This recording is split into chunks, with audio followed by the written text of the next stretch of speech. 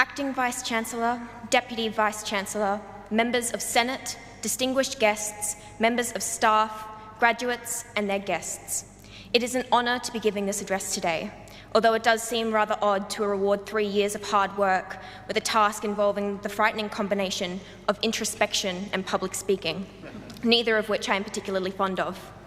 That being said, I'm yet to meet a previous graduate who can remember the contents of their valedictory address given at their ceremony, and this brings me a small amount of comfort. I want to start with perhaps my most important task, and that is offering my sincerest congratulations to all the graduates.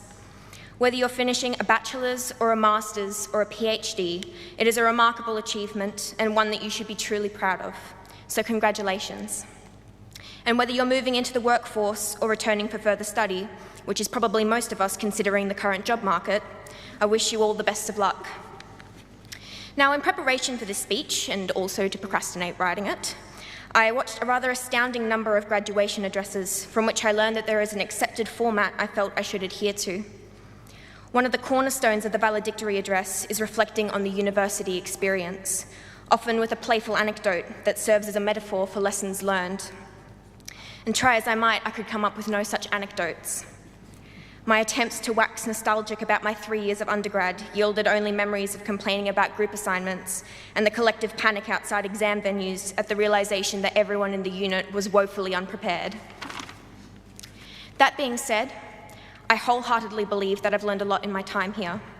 To name a few things related to my coursework, I've learned that cancer is complicated, that photosynthesis is miraculous, that mitochondria truly is the powerhouse of the cell, and that hemoglobin really gets in the way when you're doing a myoglobin Western blot. I learned that when assessing the cleanliness of glassware in the lab, it is wise to trust no one, not even yourself, and clean it again just in case. And I learned that there is nothing more heartbreaking than knocking over a tube and watching the protein you've spent hours isolating spill across the benchtop. Unrelated to biochemistry, I learned that even though UWA encourages you to pursue the impossible, they're probably not suggesting that you try to learn 22 lectures worth of content in the 24 hours before an exam. In fact, I relearned that one every single semester. I learned how to write a perfectly respectful and grammatically coherent email. I learned the importance of friendship, which is why I felt compelled to ask my uni friends what they believed to be the most important thing they learned in their time here. I may also have asked because it lessened the burden of writing this speech alone if I treated it as a collaborative effort. They gave me answers such as critical and analytical thinking, time management, perseverance, and the knowledge that the milkshakes at the Science Cafe aren't nearly as fresh as the milkshakes at Hackett. This is all to say, of course, that all lessons are valuable in their own special way. Another hallmark of the valedictory speech is the offering of inspirational advice to the graduating cohort. And given my relative youth and the fact that I've never actually graduated from university before, I felt exceptionally unqualified to stand up here and hand out original advice as though I know what I'm talking about. So instead, here are 3 slightly profound insights, heavily inspired by people far more intelligent and eloquent than I could ever hope to be. Firstly, stop complaining. We've all heard the tales from generations past about walking 2 hours uphill in the snow to get to school, and even if these stories are probably embellished and definitely self-congratulatory, they make a decent point about the value of education. And I don't know about all of you, but I spent a significant portion of the last 3 years complaining about the tremendous burden of tertiary education, which is complete and utter garbage. If you only remember one thing from this speech, let it be that the right to receive an education is one of immense privilege, and the opportunity to receive it at an institution such as UWA is an even greater one.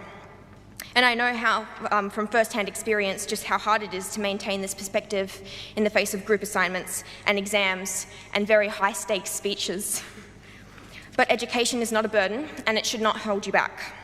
To take this opportunity for granted would diminish the rather extraordinary level of dedication of not only those of us who are graduating today, but also all the individuals who bear the considerable responsibility of guiding us towards the infamous real world. And it would be remiss of me to neglect to thank these individuals. So I would like to extend my gratitude and appreciation to the academic staff of UWA. It is my own humble opinion that the saying, "those who can't do teach," is outrageously untrue in addition to being incredibly disparaging. Teachers are admirable and talented and endlessly valuable, and their commitment to imparting knowledge onto the next generation is criminally underappreciated. So appreciate your teachers in whatever form they come. Without them, we would not be here today. Secondly, you don't need to have a plan. It's all well and good to have a dream you've been nurturing since you were young enough to need supervision while holding a steak knife, but don't feel obligated to see it through to the end. One of the pitfalls of long-term plans is the tendency to ignore the veritable plethora of opportunities lying all around you. To paraphrase Tim Minchin, the long-term plan you've so carefully cultivated could distract from the worthy pursuit located in the periphery. So turn your head every once in a while and make detours. Commit yourself diligently to whatever lies immediately in front of you before thinking about what comes next. And finally, don't panic.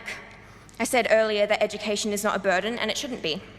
If you find yourself resenting the process of acquiring knowledge, I would urge you to change your path. Not all pursuits are equally appreciated by our highly unique minds.